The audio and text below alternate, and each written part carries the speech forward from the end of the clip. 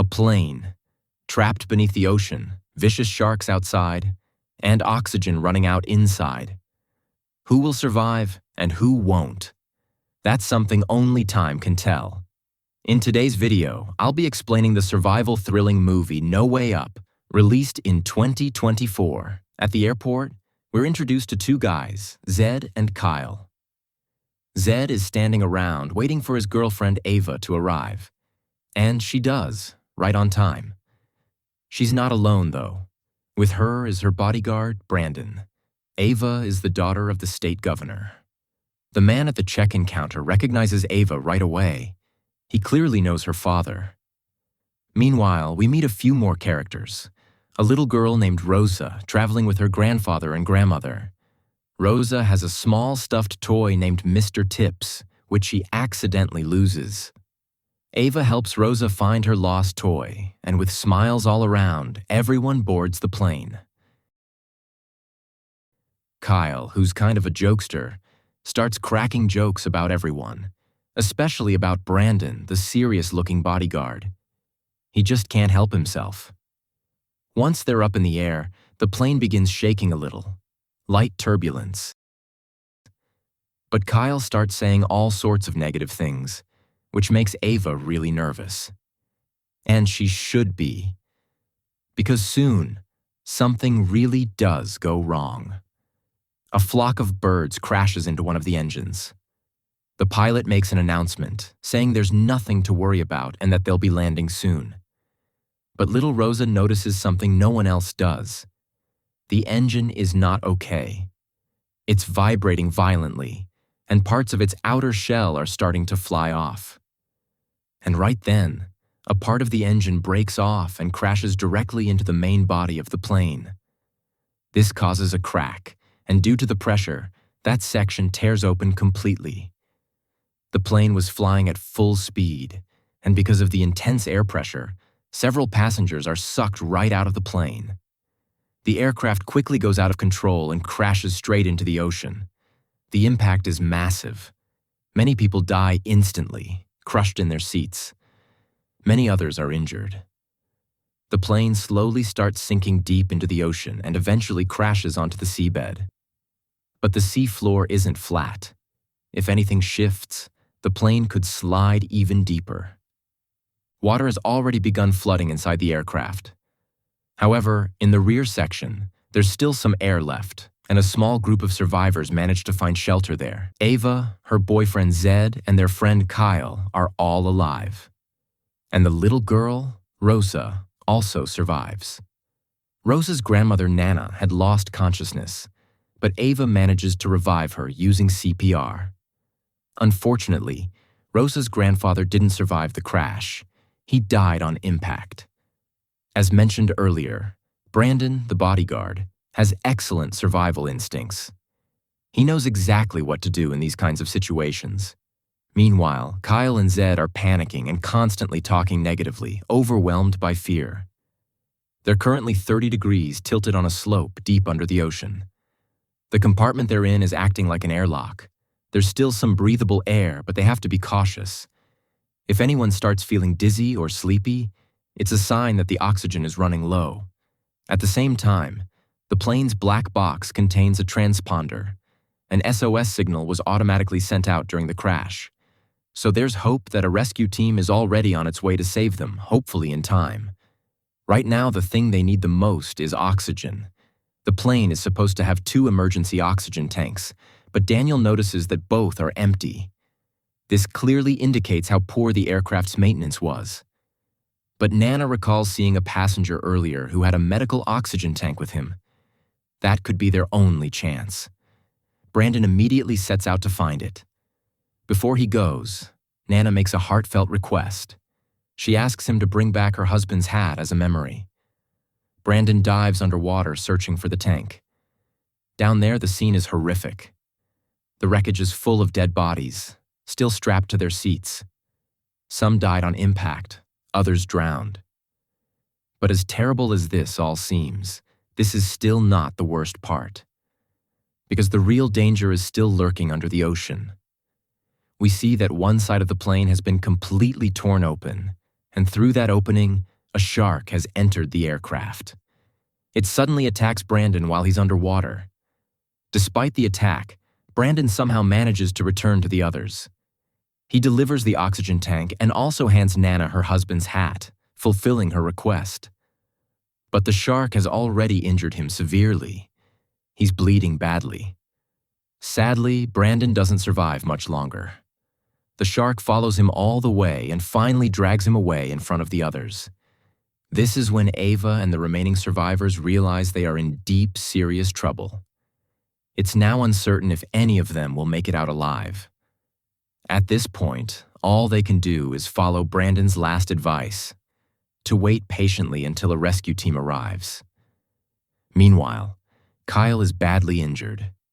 He suffered a deep wound on his arm during the crash, and it's bleeding heavily. Thankfully, Nana, who used to be a military medic and served in Iraq, steps forward. She still has her training and medical knowledge, and she starts treating his injuries immediately. It was during her service in Iraq that Nana met her husband, Hank, and because of that experience, she knows exactly how to treat injuries like Kyle's. While she's busy tending to him, the sharks begin feeding on the corpses still trapped inside the plane. The situation quickly becomes even more terrifying. Meanwhile, the plane starts to shift slowly. There's a high chance it might slide down deeper at any moment. Above the water, rescue helicopters are already searching for the plane, but the passengers are trapped at the very bottom of the ocean, under extreme water pressure. And this isn't a submarine built to withstand that pressure. It's just a regular airplane with no multi-layered metal protection. If the pressure increases any further, the plane could collapse at any moment, killing everyone inside. But their problems don't end there. Like we said, the plane is tilted and sliding deeper. It's now approaching the edge of an underwater cliff, a drop so deep they have no idea how far it goes. If the plane goes over that edge, there's no chance of survival. No rescue team will ever be able to reach them. They're terrified and confused. They don't even know if anyone is actually searching for them, so they begin planning to escape the plane and swim up on their own. But that's a deadly plan, because outside, sharks are still circling the wreck. That's when little Rosa speaks up. She remembers something she read in a school science book, that sharks hate bubbles. The survivors realize they might be able to use bubbles to scare the shark away. At the same time, Kyle remembers seeing a few guys at the airport carrying scuba gear. If they can find that gear, they might have a real chance to escape. But of course, the scuba tanks they saw would be empty. Passengers aren't allowed to board planes with full tanks. Still, even if the tanks are empty, the rest of the scuba gear could still be useful. Meanwhile, the rescue helicopters flying overhead finally spot some floating debris, parts of the plane wreckage scattered on the ocean's surface. Realizing the plane must have crashed nearby, they decide to send 2 rescue divers deep into the water. And finally, the divers find the wrecked airplane, resting silently on the ocean floor. Amidst all the despair, the survivors see a flicker of hope. Through the window, they spot the divers approaching the wreck to save them. But what they don't know is that a terrifying danger is still lurking below. A shark attacks the divers. The survivors can only watch helplessly as one diver's severed leg floats past the window. A horrifying sight that completely shatters their hope. Now they realize no one is coming to save them. The helicopters above, running low on fuel, are forced to return, but not before informing their team of the crash site. Meanwhile, the survivors hope the other diver may have made it into the wreck before being attacked. Even if the diver is dead, his oxygen tank might still be usable. Driven by that hope, Eva and Jed dive deeper into the plane to find the gear. But disaster strikes. Jed slips, falling into the water. The sudden movement attracts a shark, which rushes in and bites Jed's leg. Jed screams in pain. The bite is brutal. He can't feel his leg anymore.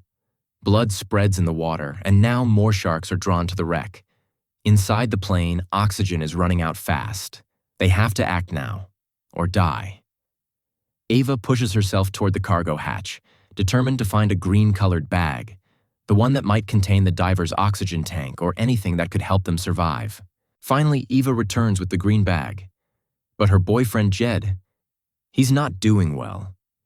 He's lost too much blood. He's in shock, slipping in and out of consciousness. And soon, he dies, bitten by a shark, his leg gone and his body too weak. Jed becomes yet another victim of this underwater nightmare. The little girl Rosa, the one who earlier mentioned how bubbles can scare away sharks, now that theory becomes their only hope. They have to act on it. There's no other way. The cockpit, already torn apart from the crash, is slowly sliding into the underwater trench, dragging the entire plane forward with its weight. Time is running out. They open the bag and start using whatever scuba gear and emergency tools they can find. Some of the equipment helps them stay afloat and create bubbles, the same bubbles they now hope will scare the sharks away. Their next mission is critical. Find the body of the rescue diver. If they can retrieve his oxygen tank, it might just give them a chance to reach the surface. At this moment, Nana stays behind. She doesn't move forward. Instead, she turns to Eva, gently placing little Rosa in her arms. She gives Eva one final request, to take Rosa to safety. Nana knows her limits. She knows she's older, slower. She doesn't want to hold the others back. With quiet bravery, she makes peace with what's coming. She stays behind, ready to face her end in the dark depths of the sea. Meanwhile, Kyle is falling apart. Panic takes over.